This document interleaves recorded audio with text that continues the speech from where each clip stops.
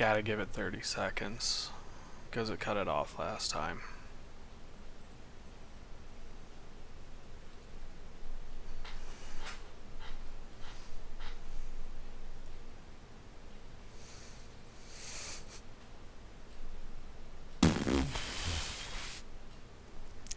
This episode of the Unwashed Asses is brought to you by patreon.com/0and09. If you dig the show, if you like other things I do, if you want to help me escape poverty, head on over to patreon.com/0and09. Pitch in $1 a month. That's all I ask. Gets you all types of goodies. You can pledge what you want, but all I need is $1. All I need is $1 from like 1,000 people a month. We could do that.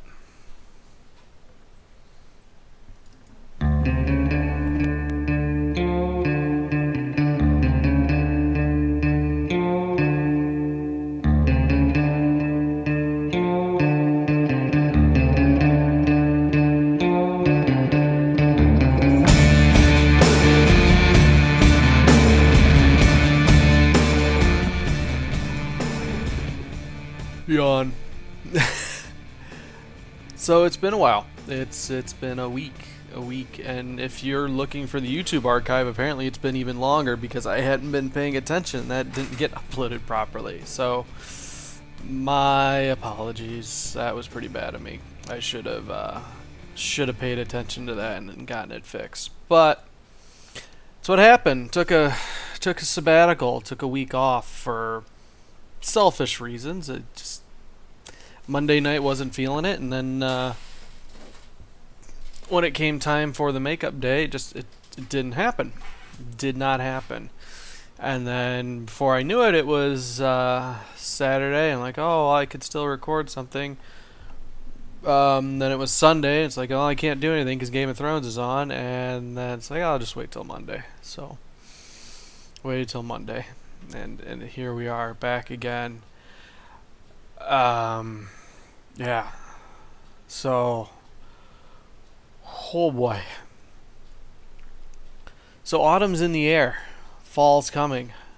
Winter's gonna be behind it, but for right now we got fall. Fall's coming, and shockingly enough, fall is definitely my favorite season because it's not hot. Humidity's all gone. There's a chill in the air. You can put on your sweaters and your hoodies and scarves and start getting the fall attire going, and then you drink the hot cocoa and other warm beverages, and you go pick apples and all the delicious fall activities. There's Oktoberfest. There's the caramel apples. There is sweaters and scarves and I think I'm missing something, and Halloween. Halloween is the best fucking holiday of the year. There's only the one year, so we'd only have the one holiday. But yeah, it's definitely the go-to holiday. It's what makes things interesting, exciting, and I'm extremely scatterbrained tonight. So we got a nip of autumn rolling around. We got a taste of it a few weeks ago. The nights have been getting chilly. The mornings are still a little chilled. I've done a shocking thing and started wearing a light jacket in the mornings because it's chilly. And then I notice as I'm driving by that the leaves are starting to change. We're getting the crimsons and the golds, and the cats are attacking each other. Let me see if we can get the video viewers here. A little taste of this kitty action. So yeah, it's like a rebirth for me, because summer is, I've bitched about it enough. It's the fucking worst. It's an awful season. And if I could do away with that, I would. The sun needs to go fuck off. I may have said that at least 5 times today to different people. So yeah, seeing hints of it here and there really gets me excited. You know, you go to the local grocery store and they're starting to bring out their autumn decorations, and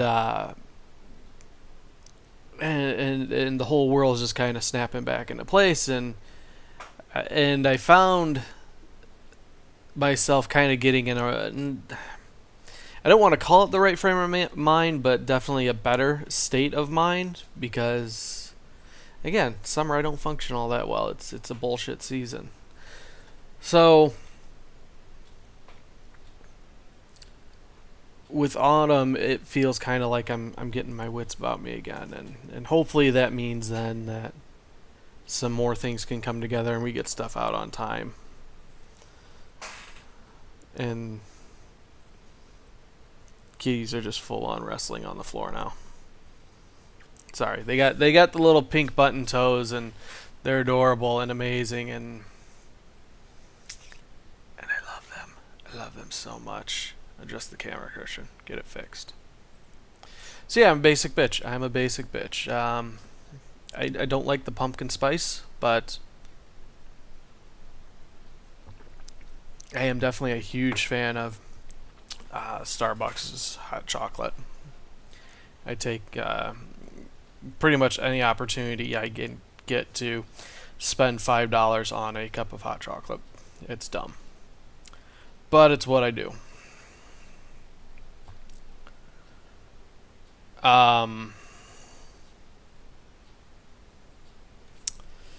So fuck, I am just sorry. I'm apparently that week off really fucked with me. Really fucked with me. So what are we gonna talk about? What are we going to talk about? I just need to get in the rhythm here.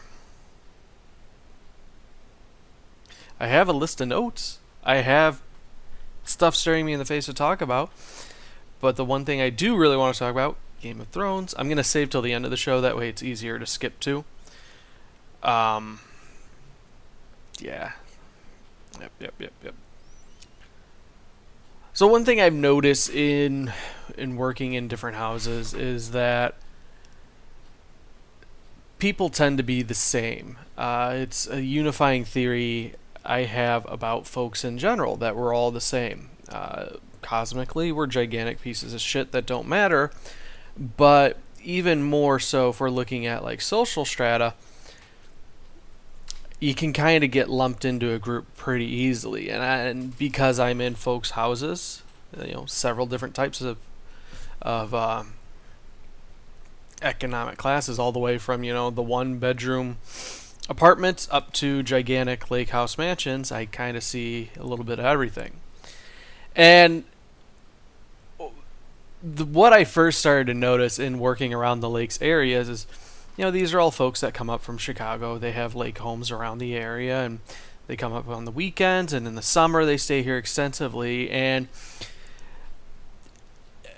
it was what triggered me to start paying attention to how these folks decorate their houses, because it must be like a mandate. If you're going to move into this neighborhood, you have to join the HOA first and foremost. And then 2, you have to get a map of the lake and post it prominently near the entrance.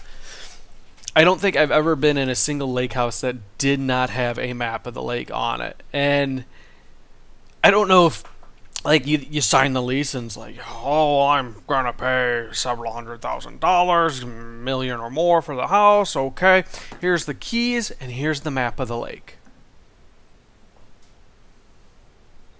Do I get my pontoon? Is there treasure?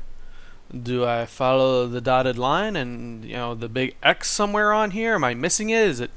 Do we need some like lemon juice and it got an invisible ink with the UV light? No, just a map of the lake. This one looks a little rustic, like it's from the 1900s.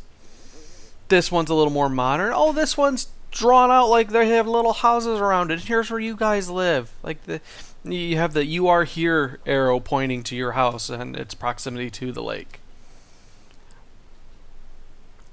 Every single fucking lake house has this. And then of course you have all the other decorations of what happens at the lake house stays at the lake house. Or you get those people who don't live right on the lake. They have lakefront access, but they're like a block or two away, and it says close enough to the lake or just by the lake. Like, they're aware of their place in the pecking order here. Like, they have a lake, quote unquote, lake house, but it's not a lake house. So I don't know. It's funny. It's very much like a Keeping Up with the Joneses type of deal of, well, we have a lake house. These are the mandated decorations. There has to be some white wicker furniture. We have the map of the lake. And then in the more expensive houses, you have, everybody has a poster of, it's like noir art style from like the 20s advertising some event. Like, oh, go to the bicycle races in XYZ town, or we have yacht races, or ride a Vespa through the market. And every one of them is at least 6 foot tall. Usually they're a bit bigger, 4 foot wide, and I mean they're neat, they're interesting to look at, but I guarantee you each and every one of these things costs more than, what I pay in a month's rent. And they're all like the same style, same font. They're hung in hallways, usually at the end, or they're framing out a hallway, and it just, again, it leads me to believe that, well, no, because I've seen it firsthand. There's, in the next town over, there is a knick-knack shop that tailors especially to the folks coming up to their lake houses, and it is full of decorations just like that. Oh, you're at the lake, you need to have your decorations for the lake house, and I hope you're prepared to pay through the nose for them because it's going to be stupid expensive. And I'm getting a bunch of fucking emails here. Let me turn that off. Turn that off and definitely don't check.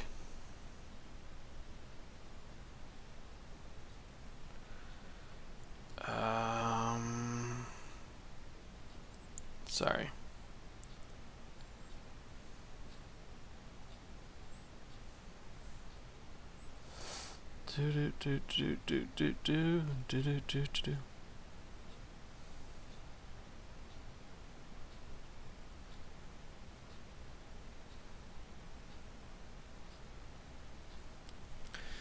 Ah, shit, sorry. Work stuff. I shouldn't pay attention to work stuff, but work stuff pops up and I have to pay attention to it. So, aside from the lake house decorations, I noticed that it moves down that social chain where on the far opposite side where you have, the moderately wealthy, you have the moderately poor, which I kind of fall into myself. Where the houses are, a little dirtier. There's more people living in them. In this area, they're old Victorians typically that aren't all that well kept up. They have 5 layers of paint. You keep painting over it. You don't strip it back. You don't sand it. Nothing. You just paint another layer on it. And despite it being a critical flop, and I don't know how it did commercially, but it wasn't very well received, except apparently by this one demographic, Suicide Squad. I see Jared Leto and what's her face, the girl who played Harley Quinn. I see Joker and Harley Quinn posters everywhere. They, for whatever reason, the design of these characters really clicked with again, this certain demographic where it's lower income housing. And it's the same poster of Harley Quinn in each and every one of them. So I don't know if Hot Topic or Spencer's just did this giant run on this one poster and everybody had to have it.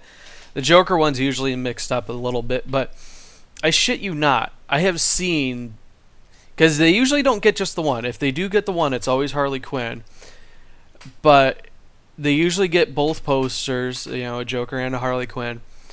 And I have seen these hanging up in at least 5 houses in the past week.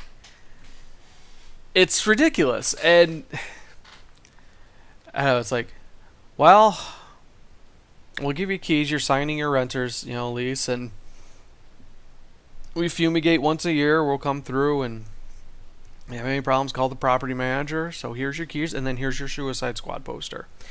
You can go ahead and, get some thumbtacks or some scotch tape and tape it up. It'll hang a little bit, and in the summer it gets real humid. It's going to start sagging, but it's okay. We don't frame things out in these houses. I don't know. I don't get it. I remember specifically a few times where when it first came to On Demand, it was one of the most played movies in these houses as well. Like, I would walk in and be like, oh yeah, they're totally watching Suicide Squad. And I'm not gonna bash on the people or the movie itself, because I've got a Harley Quinn glass that I keep on my desk. I like the character, and I'm definitely a fan of the Joker as well. The movie was a gigantic piece of shit, but for whatever reason, it really resonated with this audience, and I didn't expect it, because I thought it was a total shit fest of a movie. But maybe they don't have the same expectations, and maybe that's my fault for having expectations and expecting more of movies. And it kind of leads me into my next point as far as what's going on with the state of movies in general. I had one job at a house where they're playing just the absolute worst fucking movie I'd ever seen, Punisher Warzone. So it wasn't, I don't think it was a direct sequel to the Thomas Jane Punisher movie with John Travolta as the bad guy with the terrible hairpiece. It starred a cast of largely unknown actors and actresses, and it was just god awful. The acting was so terribly forced and unbelievable. Everybody was practically yelling their line, or they're brooding so much because they're in so much pain, and dropping the F word every chance they get for no real reason, no real impact. And then everybody has a gun. The lighting is just like, imagine somebody took a desk lamp and they put it in a car and like, okay, we're sitting scoping out this house, but we're so perfectly illuminated you could see every pore and wrinkle in our faces. It's just bad, and the CGI and the violence and the gore is just, it's laughable. In one scene in particular, Punisher blows some guy's head off, and it looks like somebody just, they superimpose somebody slapping like some Smucker's jam in their hands. And the guy whose house I was in, he's like, oh yeah, this is a great movie. I love it, It's so, it's, how did he phrase it? Not brutal, but, along the lines of like brutal or fucking out there, or just, he thought it was the greatest thing since sliced bread. And more power to him. You like what you like. I've talked about not having guilty pleasures, but it just seems like in some movies, the direct to DVD ones or the lower budget stuff, they think they can get away with putting out a movie as long as it has a gun, the main character holding the gun on the cover, and you're swearing profusely. Like, that's what makes an adult action movie. And I don't know. I'm not a snob. It's not like I have super refined tastes. One of my favorite guilty pleasures is a Scooby-Doo porn parody, because it is so ludicrous in how it's put together, but they clearly invested time and budget into we're gonna do a Scooby-Doo knockoff, but it's totally gonna be a porn. But no, it follows in the vein of what I was talking about with The Flash and Legends of Tomorrow, which I'm struggling to get through the second season of because of the same reasons. Everybody has a gun. They're not as sweary because it's family friendly, but the acting is so stiff, and it's not even like they're just there for a paycheck, because you look at guys like Wentworth Miller, who did an amazing job in Prison Break, and he's clearly playing a character, of Leonard Snart, Captain Cold, in The Legends of Tomorrow, but it's comical. Like, not even like funny, haha. He's a comic book villain, but Jesus Christ, he's playing this bit, and he's just driving it into the ground with this weird, snarky accent, and just completely dead on arrival delivery. It's awful. I don't get it. I don't get it. That's again, I watch shit shows as well, but not everything can be Game of Thrones. Not everything can be as amazing and thought provoking as the Rick and Morty. So I don't know. I'm rambling. It's no bueno. It's not good.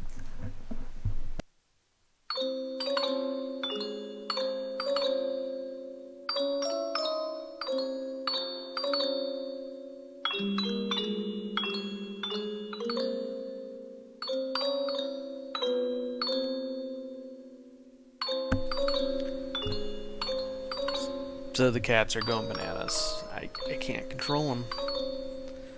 They're going nuts. And I'm fading fast. I don't know about this 9 p.m. Like, I need to, I need to do something. Get some more pep in my step. I did some more schoolwork before getting on, though, and that just totally drained me. Just an hour of reading very stiffly worded textbooks about cable guy stuff. It's a dull read, and it kind of sapped my will to live. Like, I want to get better at my job. I want to know more, and I want to be competent and be able to answer questions and help out other techs and customers, but fuck. It's a dry read. It's a dry read. So, Green Lantern has always been one of my favorite superheroes. I've probably mentioned at least like a dozen characters. Like, oh, Venom's been one of my favorite superheroes ever. Anti-hero. And Batman and Spider-Man and Gambit, and the list goes on and on and on. The Flash. But Green Lantern was one of those ones. I think it was the color palette and how well he meshed with the Flash.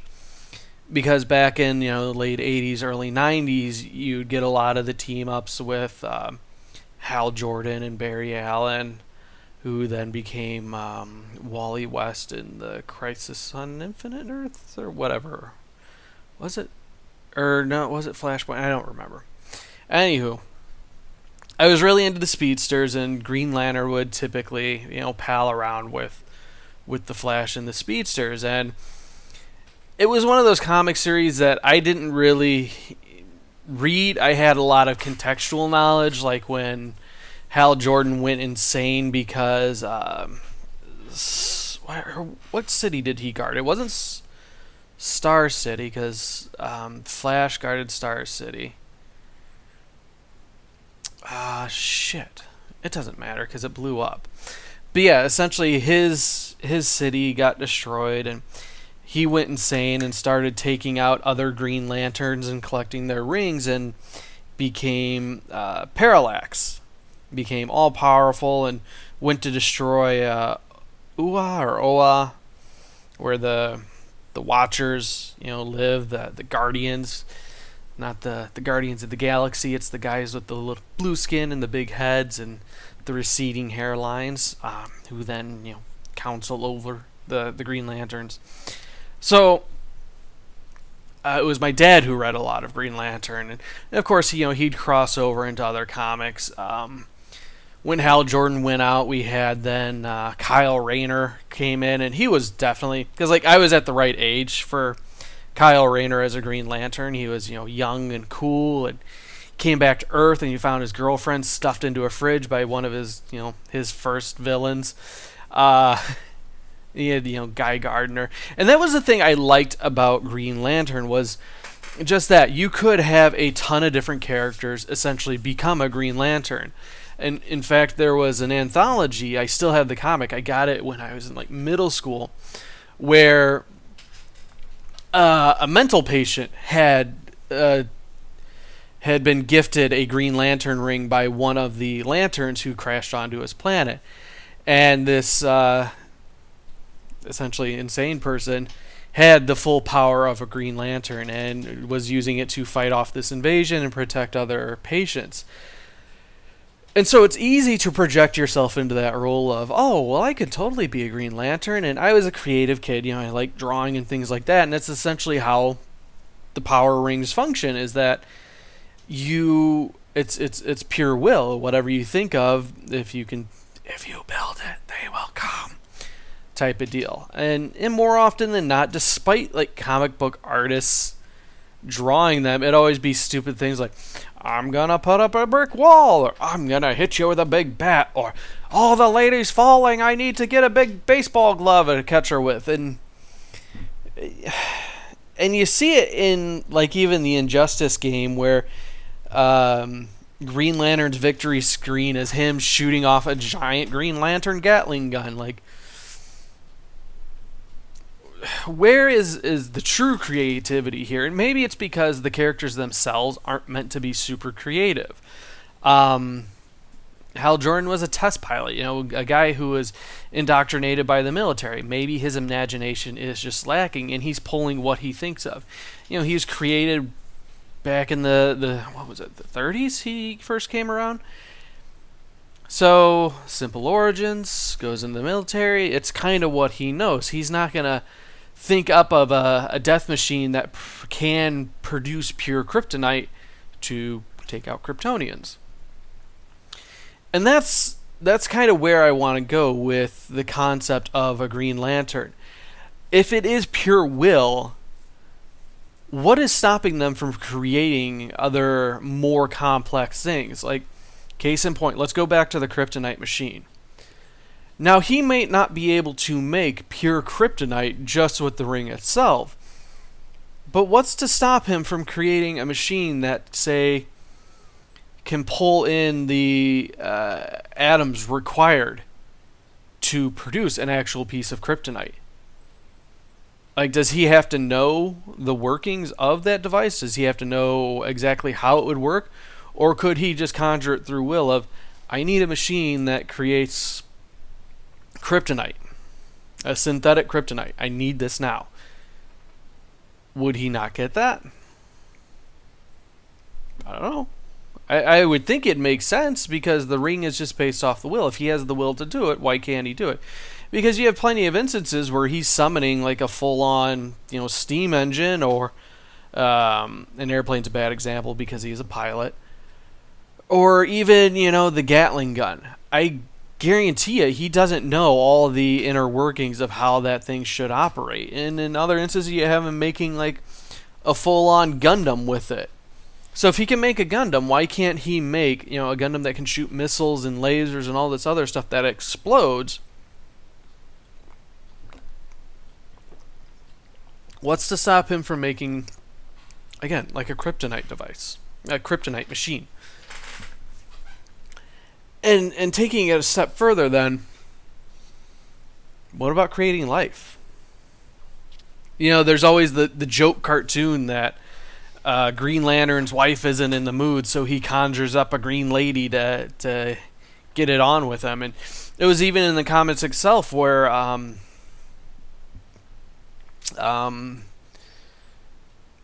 Green Lantern and Flash were having to travel across an ocean.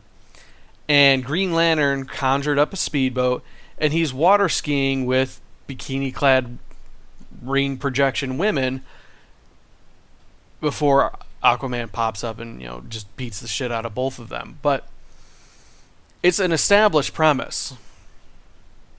So, not even necessarily the thought of like a holographic woman herself, but could a Green Lantern create life with their ring? could, they will something into existence? Because to my understanding, that's exactly how it breaks down. It's just will. It's how much, concentration and effort and pure focus they can put into this thing. So conceptually, could there be a lantern with strong enough will to create like a chipmunk or a rabbit or something a little more complicated like a dolphin or a chimp or a human? There's even a Green Lantern that was a full-on planet. Planets arguably create life naturally as is. They have ecosystems and things that grow forth from them, due to evolution.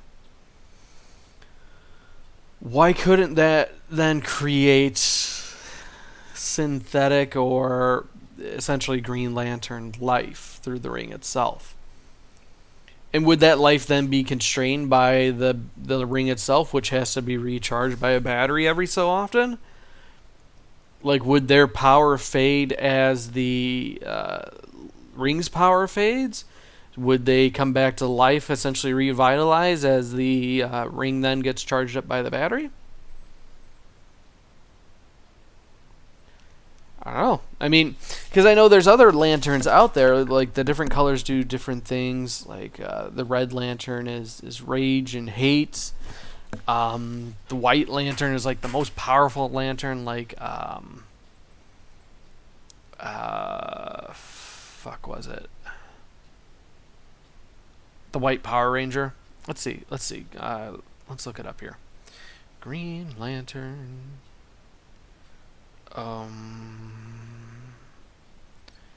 It seems kind of stupid to type in Green Lantern colors.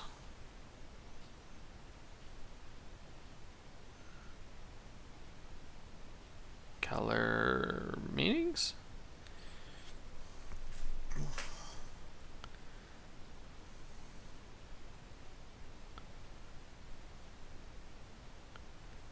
Okay, let's go to Wikipedia here. This is riveting, I know. Okay, so they call it the emotional spectrum, divided into 7 colors of the rainbow, with each color corresponding to an emotion. So red is rage, greed is orange, fear is yellow, willpower is green, hope is blue, compassion indigo, and love violet.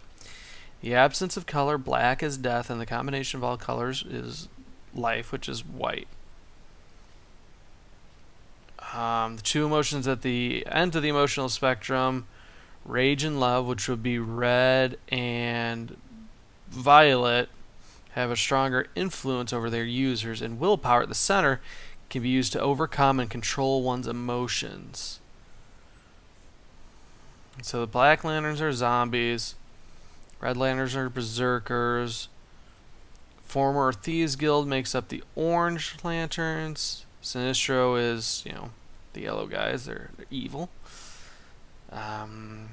Blue Lanterns, faithful group. Draw on hope to generate constructs made of blue light. Full extent of a Blue Lantern's abilities can only be unlocked with a green power ring, as hope is almost useless without the willpower to use it. In turn, a blue ring can recharge a depleted green ring.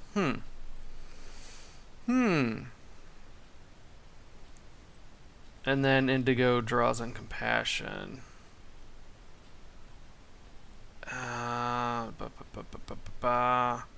So the White Lanterns then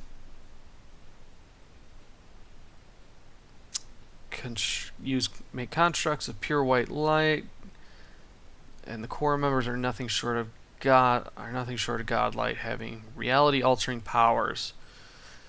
So, I mean, in theory, I don't know that the Green Lantern could do it based on the 2 minutes of Wikipedia reading it, but a White Lantern sounds like they could. I don't know. Should do some more research. Look into the different lantern cores and what they can do. And I'll be honest, what kicked it all off was Injustice 2 with the fuck's his name? I can't remember anything tonight. The Red Lantern. You had Dexter, the kitty. Oh well. But yeah, he was the one who kind of kicked off the whole, well, what other lanterns are out there, and what can they do? And I guess the In Blackest Night series is the one to read as far as is what the different constructs of the Lantern Corps are. And maybe I'll get answers like that where we see Lanterns doing more unique and different things with the rings instead of, well, Starro is here again. I better summon up a steam locomotive to punch him in the face, because Superman's been corrupted. Maybe, again, like movies, expecting too much.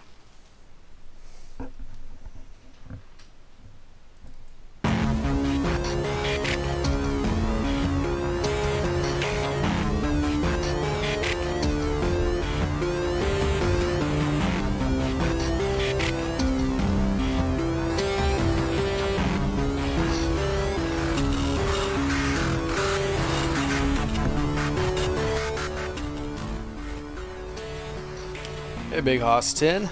I'm rambling like an asshole because it's Monday night, and that's what we do. Ramble like assholes. Alright, so we're just going to fucking plow through this and finish up the episode. So, much like I said at the start here, if you are not caught up on the Game of Thrones, just go ahead, skip it. Skip the rest of the episode, doesn't matter, don't listen. Don't pay attention, because from here on out, spoilers incoming, because I don't give a shit. I saw it and I want to talk about it.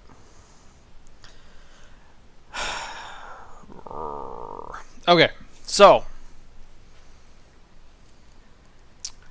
we had episode 6 and 7 roll through since I last did anything. Episode 6 focused mostly on the Magnificent Seven going north of the Wall to capture a white or a White Walker, a zombie, an undead creature, to bring back to King's Landing to show Cersei, hey, this is what's up. We need a truce. Stop killing each other so we can focus on killing this. And it was a really good follow-up to the episode prior to it. What was it, 5? Which was mostly an episode devoted to setting up the different pieces before moving forward with the story itself. So, focuses primarily on them north of the Wall and what adventures they're getting into there. There's a little bit of Arya and Sansa, working against each other due to Littlefinger's meddling, but again, mostly focused on what's going on north of the Wall. And it's good because we get to see different characters interacting with one another. Like, we have the Hound kind of putting Gendry in place in a teasing fashion of, quit your whinging, and essentially Gendry's just bitching, so the Hound's then, saying, no, quit it. This guy's died 6 fucking times. You don't see him bitching. And you get to see Jorah the Explorer and Jon Snow kind of have this rivalry of, well, I knew your dad, he gave me the sword that was meant for you, also I'm going to steal the girl that you've been pining over for the past 6 years. It was the character building this season has been in desperate need of, because, as you know, everything's been going on fast forward to get the story done with. And it was a much-needed respite. Now, the problem that I have with the episode, first problem, is that when they get out of the gate at the Wall at the end of episode 5, clearly there's only like 7 of them there. We have all the main characters. We have, Tormund, Jon, the Hound, Gendry, the 2 Knights of the Light, and Jorah. And that's all we see. It's clearly focused on them. But as they start encountering the White Walkers and the amazingly awesome undead polar bears, we have to start having some casualties. And this is the chief complaint that I've had with this season, is that we have culled so much of the herd that we're kind of left to the prime cuts of meat here. We have only the main of the main characters left. And HBO or George R.R., whomever is in charge of the story at this point, is so loath to pull the trigger, because these are essentially the characters that have to finish the race. They have to get to the end before they can start dying off. And this especially becomes prominent at the end of this episode and all throughout the last episode of this season. To the point where we had focused on these 7 guys north of the wall, and then now we have an attack by deadly, amazing, undead polar bears that are on fire now, and White Walkers, and people have to start dying. So, hey, here's a wildling that we didn't really show much screen time of. Here's another wildling that was accompanying them and is now dead. You know, they would have, I feel that in the past seasons, they would have fleshed out those characters, at least given them names and had them given them a few spoken lines of dialogue aside from them screaming. And it just felt very, very cheap that because, oh, we need people to die, let's throw some no-names in there. It's kind of like a weird, fucked up Deus Ex Machina, as far as something needs to happen and we're just going to shoehorn this in. Which, there's at least 3 of them that died, and when I rewatched the episode, I had already been bitching about this, and somebody pointed out, oh, they're there, you know, they're like the front and the back of the group, and you see them for like a half fucking second. They've got the furs on, so they blend in with the rest of the group. They've got hoods over their faces, and honestly, again, if you're not paying close attention, like I wasn't the first go around, then it's like, well, who the fuck is this? Where did they come from? And so when it does come time to actually kill off major-ish characters, you kind of predict how it's going to go down, because they're going to die in order of importance at this point. To the point where episode 6, the only person who of really any note that dies is the priest for the Brotherhood of Light, the one who keeps reviving the Bear Grylls guy. And when he dies, again, it's not a major death. Sure, he brings back the one guy from the dead over and over and over again, but overall, much importance to the story, to the larger plot points that are moving around, not much. And of course, they're going to go ahead and tease that Jon's going to die. Like, Daenerys comes and flies in on the dragons to save all of them, and Jon's like, no, I gotta kill 8 more White Walkers so I can level up, and he just starts going out and hacking them down, and then falls through the ice. And Daenerys like, oh, I gotta fucking leave him. I can't stay here. You know, I already lost one dragon, which was probably the most significant death of the season, was one of the dragons dying. But Jon then goes and cheats death by climbing out of the water, the frozen fucking water, laying down in the snow for a bit, getting back up, freezing his ass off, fighting off more White Walkers, and then trying to get away before Deus Ex Benjen rolls in like he did to save... Who the fuck did he save before? Oh, it was Bran and the other girl. And honestly, the only reason that Benjen had popped up before to save them was so that people wouldn't be pissed that he just shows up out of the blue to save Jon. He is an established plot device at that point. We are aware of his existence. Whereas if he had not gone to save Bran before, be like, what the fuck? Benjen's been dead for 3 seasons. All of a sudden he's back and not giving an explanation. That's all that first appearance was. It was to keep people from getting angry. But again, Jon escapes death like 4 fucking times. And what are you going to do as far as presenting any danger to the main character? Are you just going to say, well, he's not in danger because we can't kill him? or are you going to expose him to false danger and then try to ratchet up the tension and have him escape it? To which the episode failed to do that in any regard. I felt no panic or worry for John because he has such thick plot armor. I know nothing can happen to him. And it really deflates the entire scenario and episode where it's just like, okay, we're going to move through these paces. They're great action sets. I like seeing what's happening here, but I don't feel anything for the characters themselves. It's not hitting home.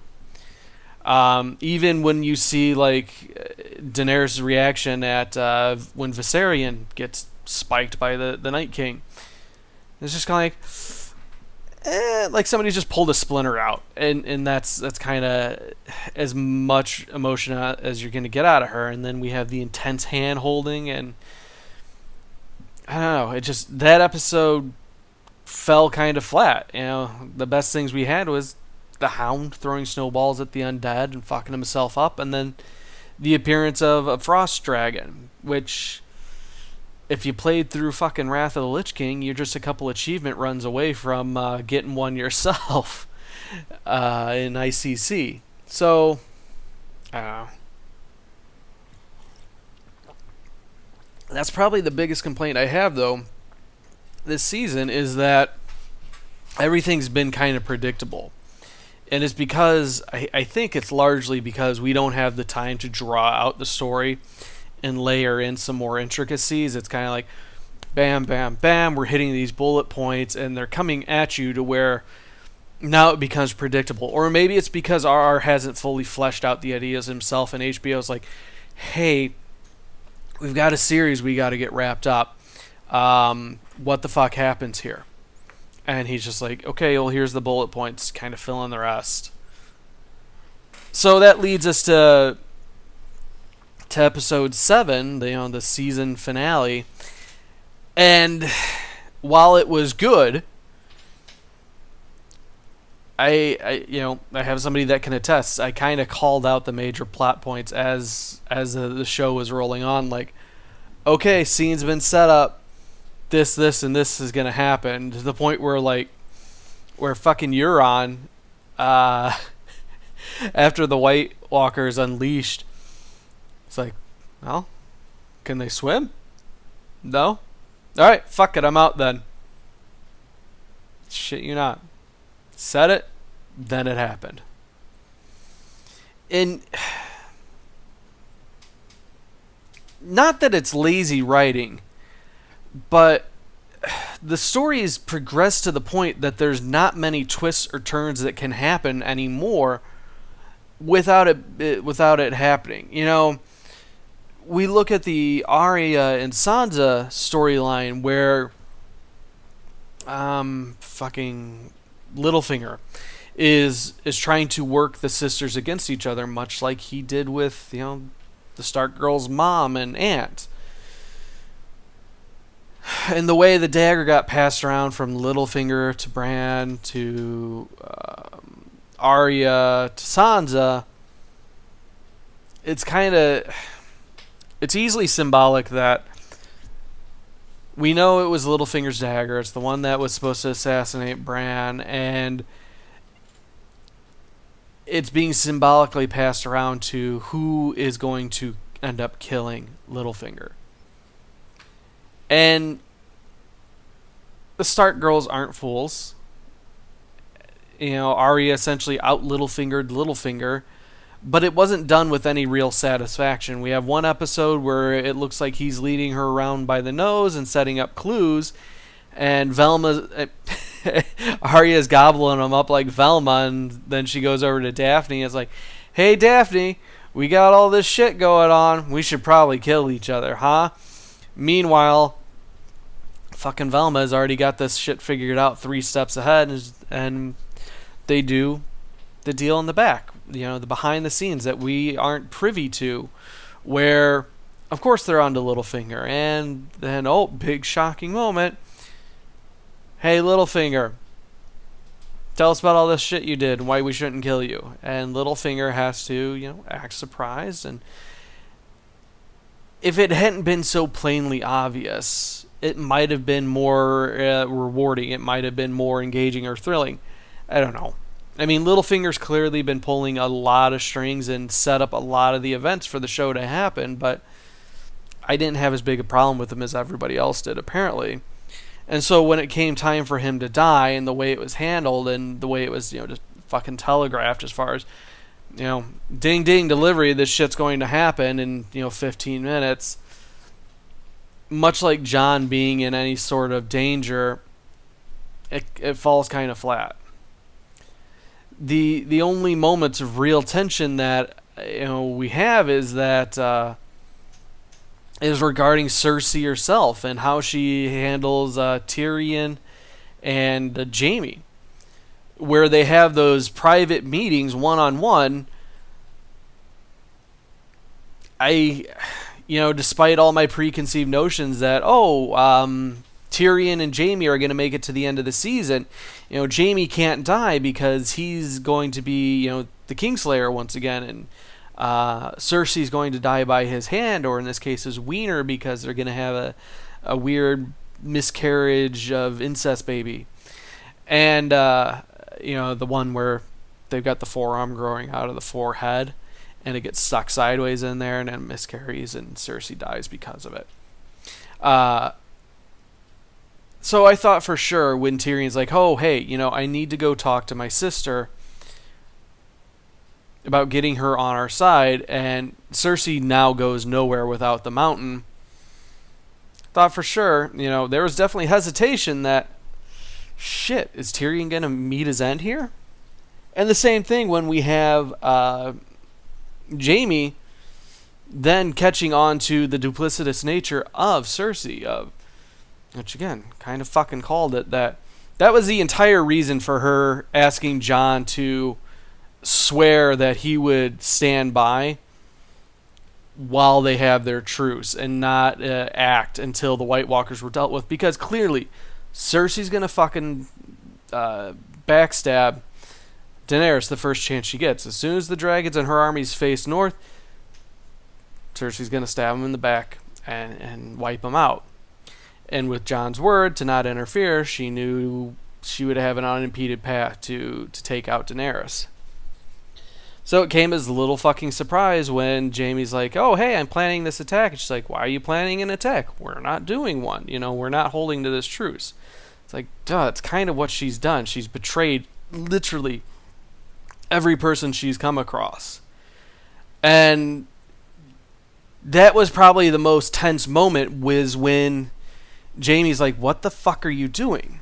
And again, I had this really strong feeling that this is the moment where Jaime has to break away from Cersei, because he sees the bigger threat. He realizes that fucking chips are on the table, everything's on the line now. They can't win against either the White Walkers or Daenerys' army. They need to fucking team up to take out the bigger threat, though. Otherwise, it doesn't matter, because the White Walkers will kill everything. And when Cersei's like, nope, fuck that noise. We're rich. We're blonde rich people. We'll get a loan from the Iron Bank. We know they can't swim. We'll go set up on an island. Fuck everybody else, because we got our incest baby. As I aggressively rub my pregnant tummy, and they get shocked when my brother calls me out on it. So I knew that's kind of where the division was going to happen. And I still strongly believe that Cersei's going to die because of a miscarriage.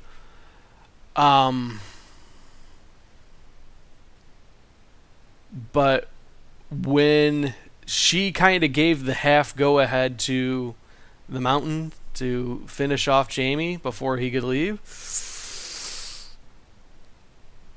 it induced a pucker effect. I wasn't sure what was going to happen. I was definitely worried for Jaime, because despite him being, a sister fucker, he's one of the more likable characters. He's had his entire worldview changed, and now he's becoming one of the good guys, and so it would have been sad to see him die, especially in such a shitty way. So I'm glad he didn't. He's gonna go team up with Brienne, who just has a raging lady boner for him, which, good reason. He's a handsome man, gold hand and all. And of course,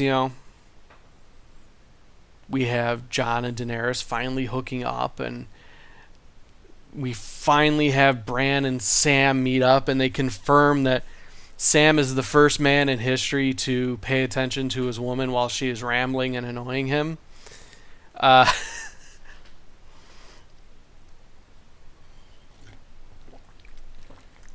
But we get the definitive, like, we've known it for 2 years now that Jon is a Targaryen, and the show finally fucking admits it. It's like when you catch your kid, or you don't catch your kid doing something wrong, but you know they did something wrong, and it's aggravating the shit out of you that they're not fessing up to it. They're not admitting it. And then when they finally do, it's like, oh, just that satisfaction. Like, you knew it, they knew it, but now that it's out in the open, everything feels better. And then, of course, like I said, we get aggressive hand holding turning into boning between an aunt and her nephew. And did we have a stunt butt for Jon, or was that actually Jon's butt? And then, of course, the next logical step as far as what's going on with the White Walkers. They're tearing down that wall, Mr. Gorbachev. We got a super fucking fast frost dragon rolling into town, just breaking the wall. And what happens to Tormund? Is he still alive? Is he going to live? Because we've got a shitload of undead moving through the wall now. Are they going to kill everybody there as Tormund get out? Tormund better not fucking die. He's got to go make those big monster babies. Yeah, I've said it before, but my ideal ending to this is everybody kills themselves off. Excuse me. Except for Tormund and Brienne, who is just like, they're sitting on the Iron Throne.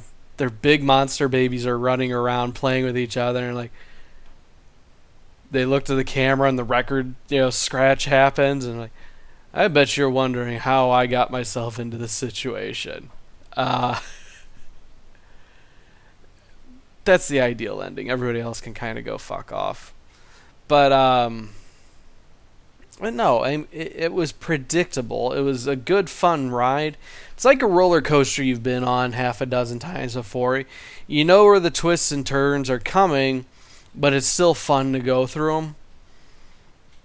And then, the surprise tension with Jaime and Cersei was welcome. The show needed something. It needed, this is the first time in a long time it's felt like it's had any real stakes. Like, oh shit, is he gonna die? I don't know. He might die. So now we have a long wait, year and a half at least, because they don't start filming until October. And it aggravates the shit out of me because I didn't care about Game of Thrones. I went 2.5 years without watching it. Essentially being kept up to date by people who will not shut up about it on the internet. People that I have now become. And now it's like, shit, I need to see how this fucking ends, even though I know how it ends because I played Wrath of the Lich King back in 2010. So, if you have fan theories, if you'd like to discuss Game of Thrones, or anything else we've talked about, shoot us a message. Theunwashedasses at gmail.com. Again, theunwashedasses at gmail.com. We'll read it on the show. We'll have a nice delayed discourse. I talk to you, you talk back to me, and then I reiterate the message. Or, of course, on Twitter at unwashed_asses. Shoot us a message. Beyond that, the show is filmed, shot, recorded, whatever the fuck you want to say. Mondays at 9 p.m. Central. And then, of course, we have a new show rolling out later this week. Eyes Up, Guardian. Thursdays at 9 a.m. And, of course, you can catch me Friday Night Smite with Mezzy and Bob playing Overwatch or whatever other fucking game we fancy. Usually it's Overwatch. It's probably going to stay Overwatch. Fridays at 9. Maybe we can switch it to Destiny 2 when that comes out. But I think that's going to about do it. Thanks for those that tuned in live, and we will catch you next week.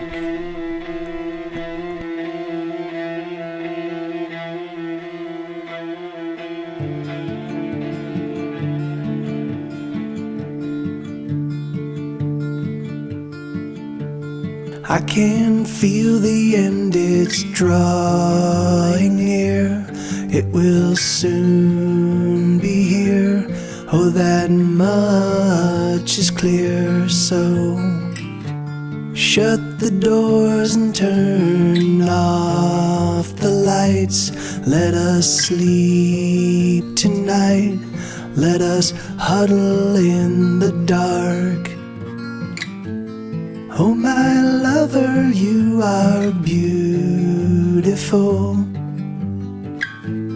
but that beauty comes at such a price. And I know that you'll soon disappear, like the dark and the night.